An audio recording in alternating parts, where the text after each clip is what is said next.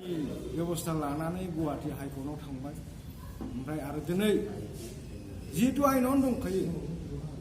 1886 Assam lend ल chapter 10 नि मथेबा बेवहाय रावबो नन ट्राइबेला थानो हाया जायफ्रानाखि रिकगनाइज नङा आं दहाय बुंनाय बादि बे संशोधित आइन मथे माखासे थानो हायो नाथाय बिसोरनि अनगायै जायफ्रा थानो हाया जायफ्रा थानो मोना बिसोरखौ आइन मथे बेबस्थाखौ लागोन होननानै जोङो फोथायनाय दं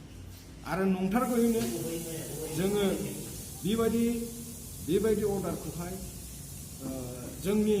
सिगांनि संगठनफ्रा मालाबा बिदि मोनफेराखै नाथाय जोंनि नाजानायाव दिनैहाय बेबायदि मोनसे गोख्रों स्टेपखौहाय जोंनि मानिनां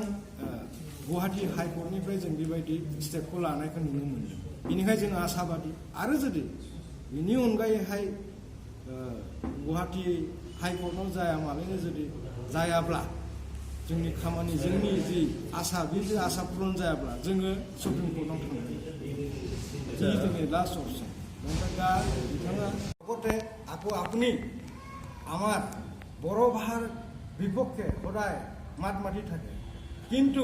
আপুনি বৰাক ভেলীত অসমীয়াতকৈ বঙালী ভাষাটো চৰকাৰী ভাষা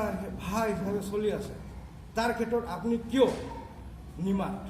তো আপুনি আপোনাক বুজাই দিয়ক লগতে মই ক'ব বিচাৰোঁ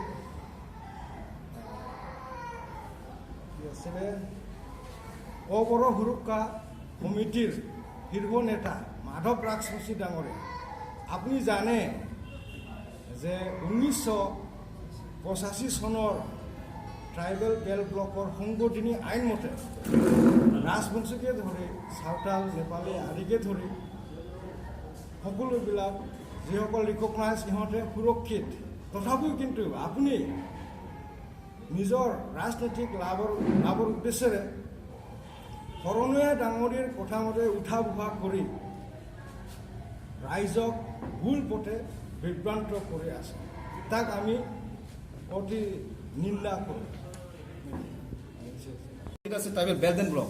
এইখিনি আমাৰ নিৰাপত্তা লাগিবই মোৰ ঘৰখন মোৰ কথা মই যাক মাটি দিছোঁ তেওঁক মই থাকিবলৈ দিছোঁ বজাৰ কৰিবলৈ দিছোঁ তেওঁক মোৰ মাটিটো কাঢ়িবলৈ দিয়া নাইতো আমাৰ যিটো স্বত্ব সেই স্বত্ব নিৰাপদ কৰিবৰ কাৰণে মাননীয় উচ্চ ন্যায়ালয়ে আমাৰ মাৰ্চকুল বসুমতাৰীৰ তেখেতৰ নেতৃত্বত যিটো মানে এটা আপিল কৰিছিলে পিআইএল সেইটোৰ প্ৰতি সন্মান দিছে কোৰ্টে আমি সকলো ৱেলকাম জনাব লাগে তাক বিৰোধ কৰা মানে এইটো সংবিধান অৱমাননা কৰা তাৰমানে তেওঁ এজন ক্ৰিমিনেলৰ বাদে ক্ৰিমিনেল কাম কৰাৰ বাদে কোনো এটা মানে আমি আশা কৰিব পৰা নাই তেনেকুৱা এটা কণ্ডিশ্যন হৈ আছে মানে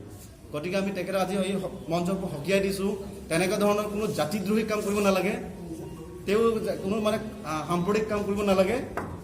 আৰু তেওঁৰ যিটো মানে ৰাজনৈতিক অধিকাৰ তেখেতে ভোগ কৰক আমাৰ কোনো তাত ক'বলগীয়া নাই আৰু তেওঁ কৈছে যে আমি ৰাজনৈতিক কৰিছোঁ আমি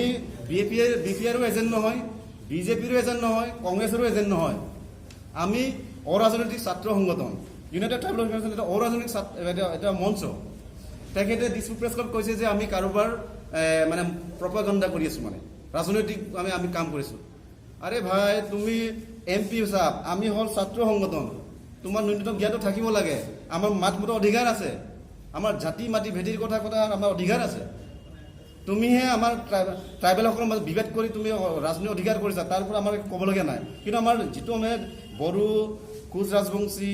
আহোম বা ইয়াত যিমান আমাৰ উচ্চ সম্প্ৰদায় সকলো মাজত বা মুছলমানসকল সকলো যিটো জাতি যিটো আমাৰ শান্তি সম্প্ৰীতি আছে কিয় ভাঙিবলৈ গৈ আছা তুমি গতিকে আমি এনেকুৱা ধৰণৰ জাতিটোৰ কাম কৰিব নালাগে বুলি আজি এই মঞ্চৰ পৰা সকীয়াই দিছোঁ